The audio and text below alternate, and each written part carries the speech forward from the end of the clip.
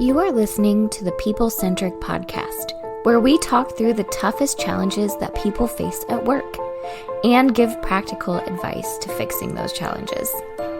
Thanks for joining our movement to create workplaces that are happier, healthier, aligned, and empowered by putting people at the center of all that we do.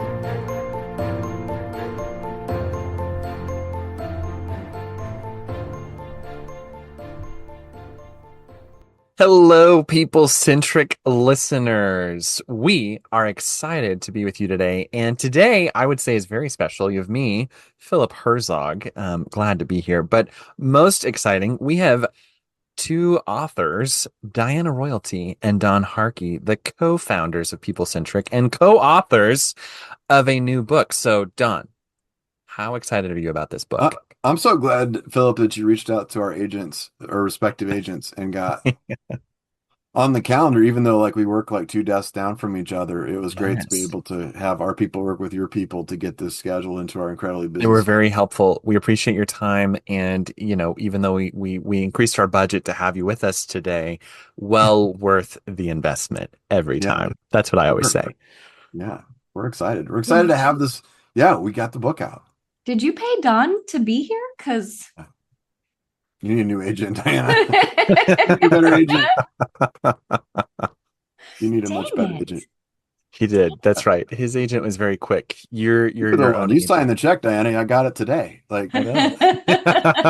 Oh, don't worry. I wrote my own check. Diana, oh, she wrote her own check. That's it. Yeah. Diana runs the payroll for People Centric. So if at home, so we don't feel like we're doing inside jokes for everybody. Yeah. That's the inside joke is, first of all, we all work together. We see each other every single day. So there's no agents. There's no agent. We don't have an agent yet. Unless you count Google and the AI agents that we've created. Email. Yeah, that's different. Yeah. We have agency. We on our own chose to be here. And we used our agency to do this, and that's where we're at. And okay, I love this too because while the book is something we have talked about at the start of the call, I was sharing when I joined our team at People Centric many years ago. The book was under work; it was being built, and it has had many lives before it got to this point of being published. So I would love to just ask you two things. Maybe we zoom back and say, one, what is the name of the book? Tell us about overall what the book is for. And then I want to dive into why did you guys decide to write a book and how did we do this together? But what is it about high level and what is the name? How can someone find this book? Well, it's awkward that you asked that question because I really wasn't prepared for it. But the name of the book is Becoming People Centric. It's called Becoming People Centric. If you're watching on YouTube, I'm slowly revealing the book out here. It's a real thing. Look at this thing. It's got pages. It's got some heft. It's a nice little light book out here. It's called Becoming People Centric, Designing Organizations Where People and Performance Rise Together. And you can get this book on Amazon. You can go on to Amazon and you can buy it. And we get to set, I don't know how publishing on Amazon worked. Diana learned a lot about, I learned a lot about it. Everything I learned from Diana. Diana learned it from other experts that we brought in to help us with that stuff. But we kind of get to set the price, and we deliberately set the price. We had to make a decision early on, and we deliberately set the price incredibly reasonably. It's only $10 to go up there and get it, and you can get an audio not audio version, electronic version of it. We haven't done an audio version. You can go do an electronic version of it and download that as well. So yeah, check it out on Amazon.com. You can get a personalized audio version. That just means become a partner. And then Don or Diana will read the book to you and your team. That is something we could offer. That's audio. No. I would love to have a stories with Diana time. I'll read the book to you. Yeah. Chapter 1, Becoming People Centric. Chapter 2. Let's give our people feedback. I'm curious. I'm also very curious because you guys both described, Don, you probably did not do the particulars of getting the book officially published. So in both of your roles, you guys have very, very clear lanes and strengths that you play for our team at People Centric and also in this book. So I'm curious, what made you want to do the book? And then how did you guys navigate writing a book together? Because it sounds so simple, but I would love to hear how this unfolded. Well, I'll confess, and I don't want to answer all the questions, but this is one where I'm the one that needs to confess. So we've been talking about a book for a really long time because I really do think that we have a different approach for what we're doing. One of the things that Diana and I have both noticed and our whole team has noticed is that a lot of the leadership books, most of the leadership books out there, they have some really good nuggets of information, but it's so focused on what I'll call the science of how people work, or it's very sciencey. Like it's here's information. We should build trust. People work better when we build trust, when we know why we do things.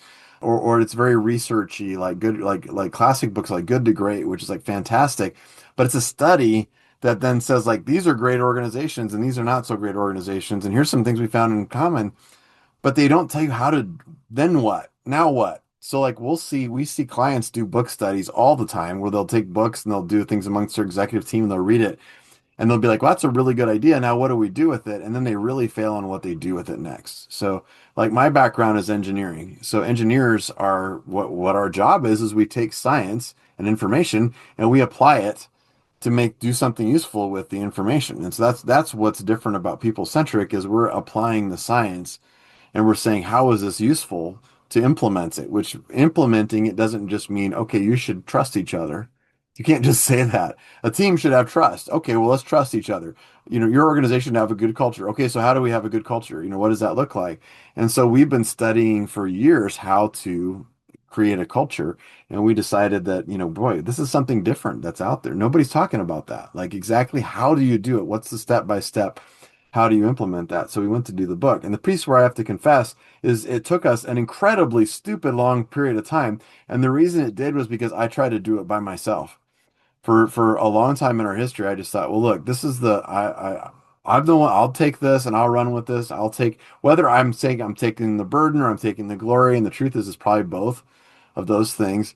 And this was the third major attempt at a book for me. The first two I did on my own. The first one I wrote the whole thing and even printed off a couple copies of it just for that and gave it to some people to read. And the feedback was, this is awful, Don. Don, this is really bad. And I went back and read it and like, this is terrible. You're right.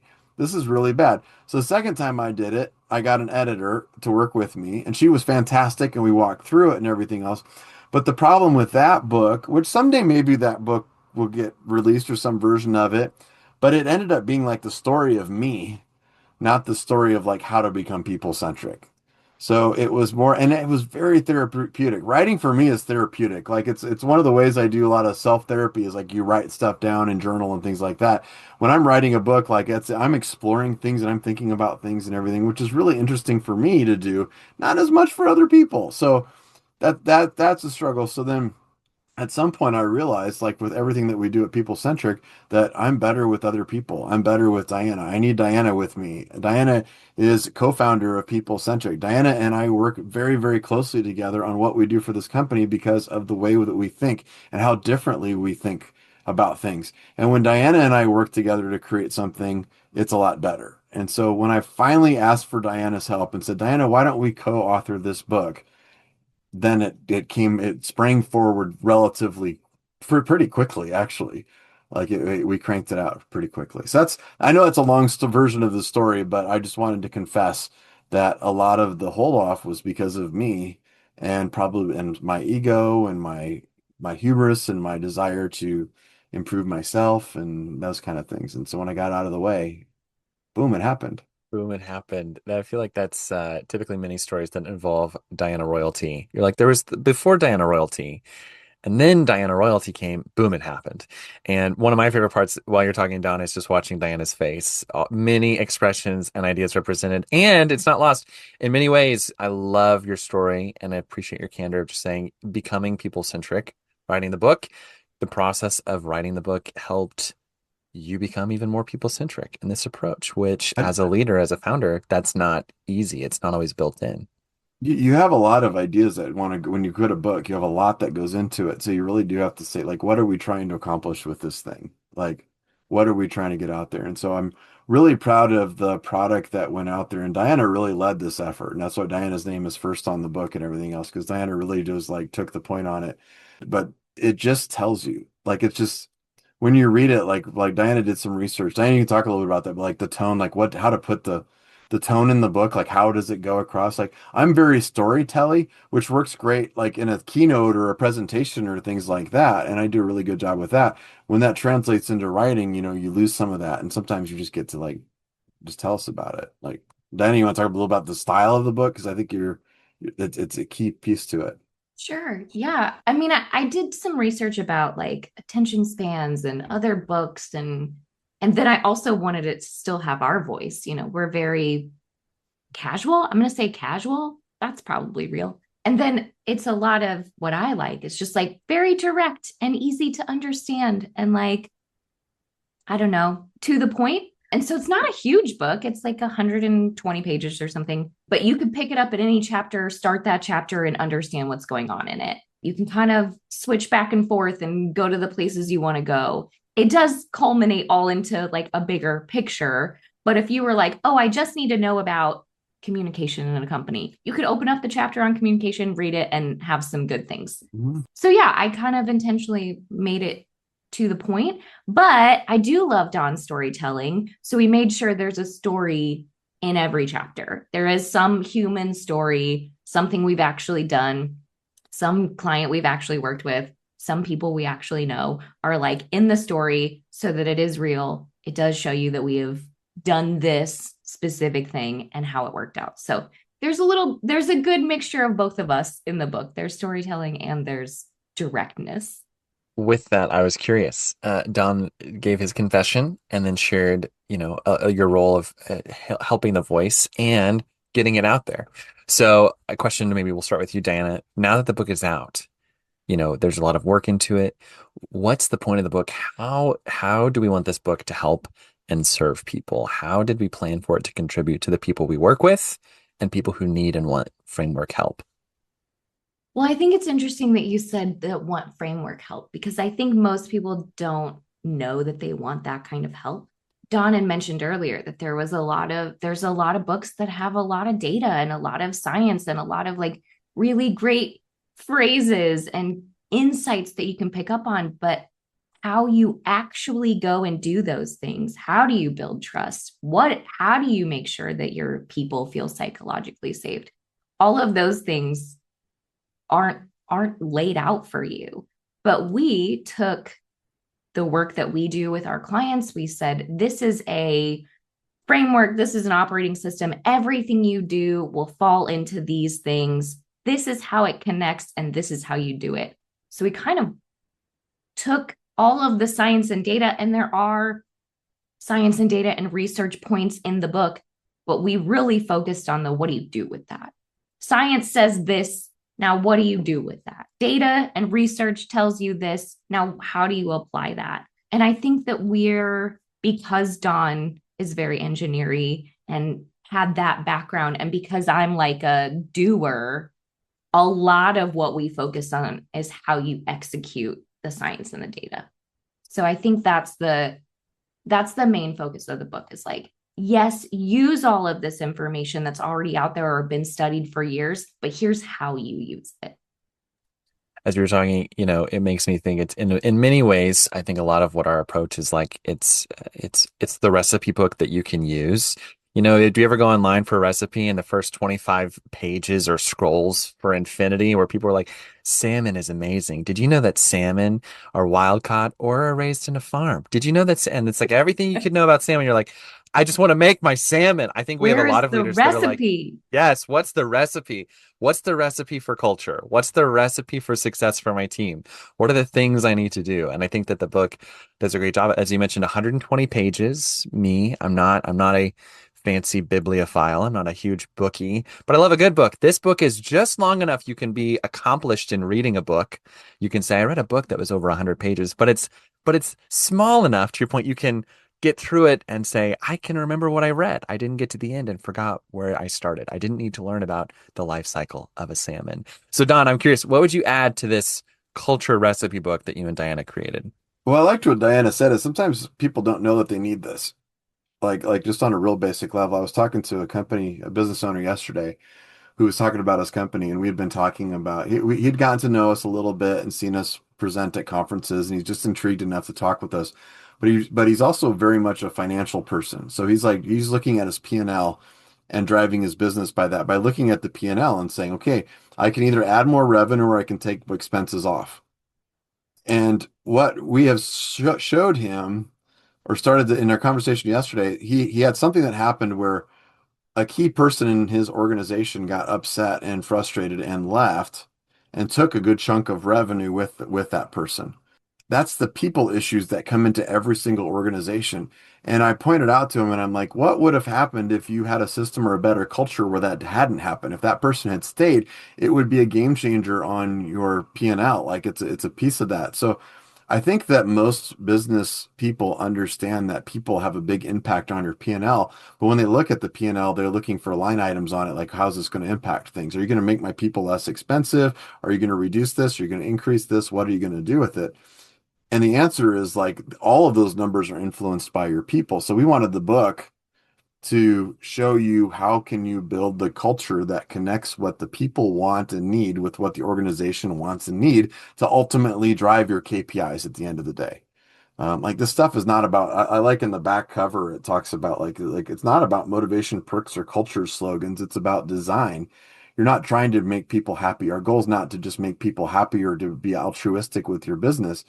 You don't have to do that. When your people are happier and and when your people are more engaged and aligned and they feel empowered and aligned in their organization, you also make more money as an organization. Like the research overwhelmingly shows that. And then we show you how to do that. How do you win over your people to make better decisions that are going to make a big impact financially at the end of the day? I love that. I love the way, again, our focus on making it really accessible, very doable. The people-centric philosophy is that you can go and do things. You can make a difference. You are the they, so you can go make a difference as the they, as leaders. Yeah, we were talking about like the stuff that People Centric does differently. And I think we are intentional about including that human element. There's a lot of people that are like very human, treat everybody this way. And then there's a lot of people that are like very profit, right? Very process and profit. And we did this great job of combining both of those things because we know both of those things exist in an organization. So yeah, when Don said we combine the people need and the organizational need, I was like, yes, that's a key tenet. That's what we do. We're gonna. And that's how the book is laid out. There's three parts to the book. The first part is what do the people need? That's the first part. What do individuals inside the organization need? And it talks about the things that they need, like purpose and community and development and autonomy, those kinds of things. And then we flip into part two and say, what does the organization need? And it's things like strategy and communication and execution and leadership. And when then the part three talks about the framework for how do you combine those two things? What systems can you install in your organization, how they work together, and even how to install them in a way that makes it people centric. Because if you force it on your people, it's not very people centric. They're going to resist those things, and I think everybody's experienced that too. So that's I like that. It's very clear. Like here's what your people need. Here's what your organization needs. How do you make sure those things happen? That's the way we laid it out. It's so valuable too because there's often that myth that, well, if the organization succeeds, the people are unhappy and the people don't get what they want or what they need, or vice versa. Well, if the people are happy and get what they want and need, the organization suffers because, gosh darn it, people are so freaking needy. But I do think that the book, again, and how we frame this as a team often is how do both things win? How do orgs and people succeed together? And curious for the framework, could you give us maybe a 30,000-foot view of that third part of the book done, as you said, when it's okay, people and org needs combined is this framework. We recommend these systems. We've talked about the framework before on this podcast, but give us kind of that perspective, org and people sides of how the framework supports culture, growth, excellence. Sure. And when you think of the framework, I can show you like 5 different sets of systems that fit together. But really those sets form one whole system or one whole operating system that work together. And really the magic happens when all of those systems work together. So it sounds like a lot to install, but when you've installed all of them, they work together so seamlessly that it makes it easy. So a lot of times people are overwhelmed, and sometimes when you first hear it and think, boy, we got to do all of these things where in addition to the things we're already doing. No, no, no, no, no. this stuff replaces a lot of the work you're doing. Think about how much time you spend going through your emails, communicating with each other, and getting lost of stuff. Think about how many times you have impromptu meetings during the course of a day where you knock on somebody's door and say, "Hey, do you have a second? Let's talk about that." Think of how much time you spend dealing with drama inside the organization because no one talked to this person. Now they're feeling really, really toxic or negative about the organization. Think about how many times you have to retrain individuals on what they're doing. Think about how many times you try to go hire somebody, you bring them in and they quit on the first day. Think about all of the times that you spend doing all of that stuff. What if you could replace them doing these 5 things? And these are the 5 things inside the framework. The first one is strategy. It's making sure that everybody knows what winning looks like. It's not just strategic planning, it's strategic execution. How do we make sure that we set goals for what we're trying to do and that everybody knows how they fit into those goals and make that really, really clear? The second set of systems is the communication systems. It's how does the information flow up, down throughout the whole organization? What's the cadence of communication look like? How do we use tools? One of the most basic things that we see, and it's really jumps out now, is that we're using methods from 30 years ago still inside organizations for how we communicate when there's significantly better ways of doing it. The number of executives that I know that are totally trapped inside their email inbox and trying to manage through that and just wait. It's such a waste of time. It's such a bad old way of doing it. We're setting old agendas for meetings and sending them out to everybody and stuff like that. I mean, you might as well be getting those old yellow envelopes, remember, with the little twisty things on them, and write the name and let it, this is the distribution list for this, and it goes around to everybody and you cross your name off of it when you get it. Like it's there are technologies that are way better. And here's the secret is you all probably have them. You all probably have those tools. So that it talks a little bit about that and what the easy ways to implement communication are. We talk about execution systems. At the end of the day, how you execute stuff is really, really important. Do you get stuff done? It's not just how you execute, but how do you make it better moving along the way? The old way of doing it, the non-people centric way is here's how you do it and everybody just does it that way. The new people centric way is that everybody understands what needs to be done and has a voice in trying to improve it to make it consistently better, because people own what they help create at the end of the day, right? So we talk about that. We talk about leadership systems. The best way to demotivate your people is don't train your managers. Like, just promote your best people into management roles. Don't give them any training. Don't give them any systems for how to give feedback or anything like that. And what we see is most managers just don't give feedback. They don't know how to give feedback. Most managers don't even know what their job really is as a manager. They just know that suddenly they're overseeing people.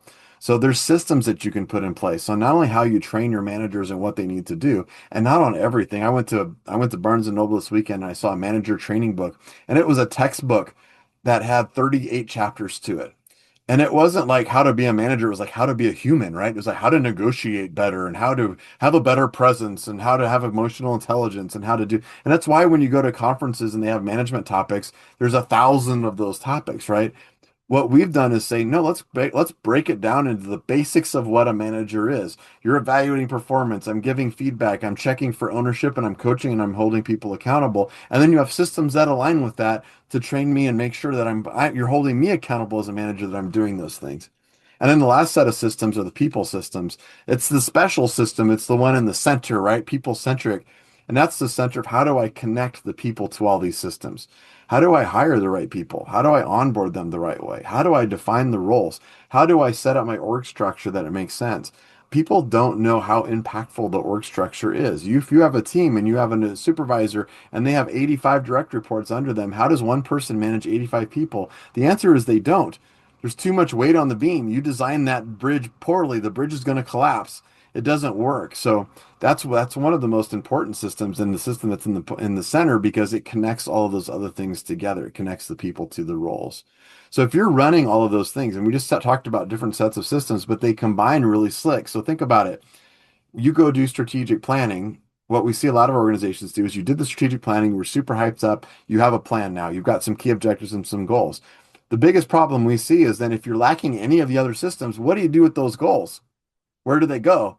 Well, if you have our framework in place, you have a place for them to go because you have a communication cadence that's occurring that those goals can fit into. So now you have all these departments. Now the goals feed into those departments, and those departments already have a meeting on a regular basis to look at those goals, keep them in front of them, and make progress towards those goals.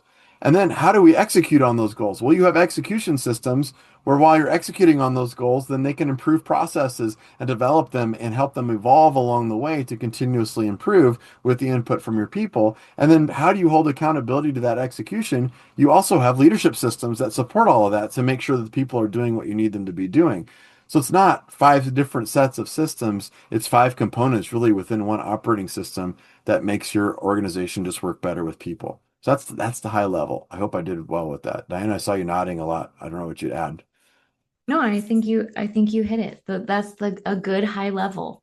All of the systems connect. They're all important, and you have to take both sides into consideration. Both sides of that framework, the individual needs and the company needs in that framework.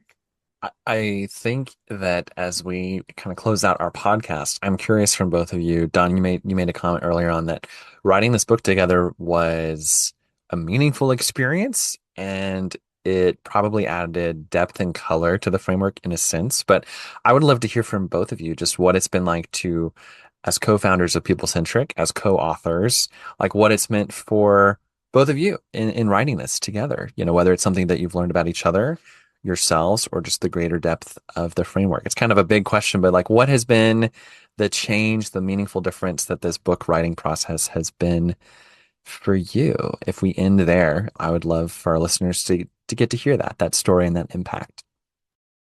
Yeah, I'll start with Don and I do so many good things together. And I think it's really interesting when we bring a topic to each other and say, like, I think there's something here, because he'll see something and then I'll see something and we'll kind of bounce it off each other. But we took, I don't know, I want to say several years to just like keep testing that framework. We like tested it and tested it and tested it from both angles that we each have, and like with all of our clients and all of the stuff. So we just kept like, I don't know, we were like T-Rexes at Jurassic Park, just testing that fence. So we just like kept testing it and make sure no one could escape. And it doesn't. Everything we've done keeps fitting into this framework and keeps building on it. And I think the book made us take a step back and look at the whole thing and be like, okay, this really does work. And this is how each part of it works. And this is how it all works together. And so I thought it was really interesting that we both came to the same conclusion, but in very different ways. And that generally happens with us. I come to a conclusion, he comes to a conclusion. We got there differently, but it's the same thing. And I think when we do that, we know it really works. And so that's kind of the outcome of that. We know it really works. Yeah, I like that. If you have a problem that people are connected with, this framework has worked every time. Now, that doesn't mean that you won't have people problems. Like sometimes people, so all my people problems will go away. No, it means that it handles it really well. So like if your hiring process fails and somebody sneaks into the company who's not supposed to be there, the leadership system kicks in and manages that stuff. If there's a communication breakdown, the execution system picks up on it and says, okay, there's a problem here. Let's fix this. The strategy system helps you to redesign the whole machine as you're building it to be able to keep up with the things that you're doing that again plugs back into the other systems. So I mean, there's the systems do manage the threats. Yeah. The piece I'd add to that is yes, when we're working together on those things, it was to me the lesson was that when I tried to do it in a non-people centric way, where I'm just going to go solve the problem myself. You know, sometimes I jokingly call it vanilla ice leadership, right? If there was a problem, I'll solve it. It didn't work very well. And again, when we opened it up to our team, and so like not only did Diana and I get to come together and be able to put this thing together and go through it like Diana discussed it, we also brought it to our whole team and said, here's the draft, like give us notes. And I think everybody gave us like notes on it and said like, hey, clarify this piece or added this piece or something. Like we truly did it as a company in terms of putting this book out. And I think that it brought our team together. I think it brought Diana and I closer together. And Diana and I have been through some stuff. Not just, but I mean, in our individual lives and just things and starting a company. And I mean, if you don't know our history from People Centric, like it's a shoestringed company. Like it's not from nothing. Like we brought it up from nothing. Like no, just a vague idea. Dirt floors. Dirt floors, kids couldn't eat, like nothing, like bad, like we're not sure what we're doing. We're trying to build it. You literally brought a side of beef as like a payment one time. Was it a Yeah, we side had a of beef? client, an early client who couldn't afford to pay us and they gave us meat, Yeah. which was I was very a satisfying. vegetarian. It's fine. It's very satisfying. You were a vegetarian at the time. You learned because you were hungry and we had to I eat. was hungry. But yeah, we don't have it all figured out. But this is, I mean, the culmination of years and years and years and years of work together to say what works best. And the best thing about it is we're not the researchers studying the science. Like, look, we lean on the researchers, the great researchers out there that are doing really good work out there. Brene Brown, the Adam Grants, like those types of folks are putting out like lots of good research and saying, here's what the latest things are saying. And our team is watching that stuff. But then we're working with real clients and saying, where does it fit? What parts of the framework do we need to adjust or tweak or put in there? And from the framework side, like there hasn't been major adjustments on that for a long time. Like we really have seen that work. The tweaks are little tweaks now. When you look at other operating systems like EOS or Great Game of Business or things like that, those are other things that claim to be operating systems. They do really well for what they do. They do not ultimately totally connect people to the business. They're missing something. All of those systems are missing something. They take a gap or they fill a piece. They're really good systems, and we've got lots of our clients who use those systems as part of their framework. We just say, okay, if you're going to use Great Game or EOS, that doesn't cover your leadership. There's nothing in either one of those systems that helps your leaders, your managers be good managers. So if we can implement our systems in a flexible way to match these other things, we don't have to completely change your language. We don't have to force how you implement it. That's what the third chapter is about. We can meet you where you are and implement this in a way that's going to have the best and quickest impact on your organization. And I'm proud that our team spends our time doing that in real life. That's why I hope you listen to this podcast. You hear our team. We give practical insights because it's stuff that probably happened the last few weeks. There's stuff that we're trying to work real businesses through. That's how we're doing it. We're engineers. We're not scientists. We're not out researching. We're applying the science to organizations and then reporting back what we're learning and making tweaks. Your point is well taken. I often say the framework, it's one of those, the cliche where the rubber meets the road. I often say like, yep, the framework is a lot of rubber that meets the road. And we take it off road too. There's not a situation, there's not a team that we have met where the framework did not help them, where it did not apply. Thank you both. I have loved watching you both through this process. I don't know how many people listening have ever gotten feedback before. Feedback is not always easy to have, especially when it's about the written word. There's something really powerful about getting words and ideas on a page, and it's so personal, right? And so I think that this book in many ways is a labor of love to apply the really hard-earned, hard-learned science application you guys have both put into it. So any final words as we round out? I would just say, like, I think putting this together, first of all, it feels like an incredible accomplishment to finally put this thing together for this. But what has surprised me is that when I turn around and look, like I've wanted to have a book for a long time in my career, is when I turn around and look at it, the book itself is not the part that feeds me the most. The part that feeds me the most is a little bit the impact that we've made for the clients. I'd like to say that, but it's more the relationships within our own team. And sorry, clients, if you're listening to this, that's just true. We talk about team, client, community things. It's the people that I get to work with on the day to day. It's the time that I got to spend with Diana thinking through this. It's the time I got to spend with our team. How do we apply this? How do we work this? How do we fine tune it? And trust me, we're still working hard to continuously improve that process. That process has been the most rewarding and surprising for me. So yeah, I'm proud that we got the book out. It's really, really cool. But I'm more proud that I get to show up every day and work with the team that I work with. I love that. I'm going to add something not as sweet and sentimental. What I'm going to add is that while we were working on this, I loved it. I had such a good time. It was such a like a weird heavy lift that took so long that I didn't think about it being out in the world. And now that it's out there, it feels really weird. Like I see people having it like in their backpack. It's real, it's physical. People have like messaged me and been like, read the book or I'm reading the book. And I didn't think about that happening. There was something about just getting it to the finish line. And now that it's out there, it feels weird to me. So I'm incredibly grateful that people are picking it up and liking it and using it and applying it. Because honestly, I didn't think about that part. I didn't think about it. So I'm pretty excited that it's there. Well, thank you both for leading the movement, for putting this work together, to building a team. And, maybe my last thought, what I love about the title of the book, Becoming People Centric, it's a present active tense. So Don, to your own example, it's always a work in progress. It's always an evolution. It is not titled Arrival, what it was like to be people centric. It's becoming people centric. So for those listening, you can go to Amazon, find Becoming People Centric, reach out to us. We do this work every day. This is our jam. And so coming at you next time from the People Centric Podcast. Be well. Thank you for listening to the People Centric Podcast. We are so grateful for you joining us every week. If you like this content, please like and subscribe. Also, feel free to share on your social media with everyone that you know. It really does help us. If you would like to contact us, I have put our information in the show notes. Please reach out anytime. We love hearing from you. We will be back next week with a new topic. Until then, be well and lead well.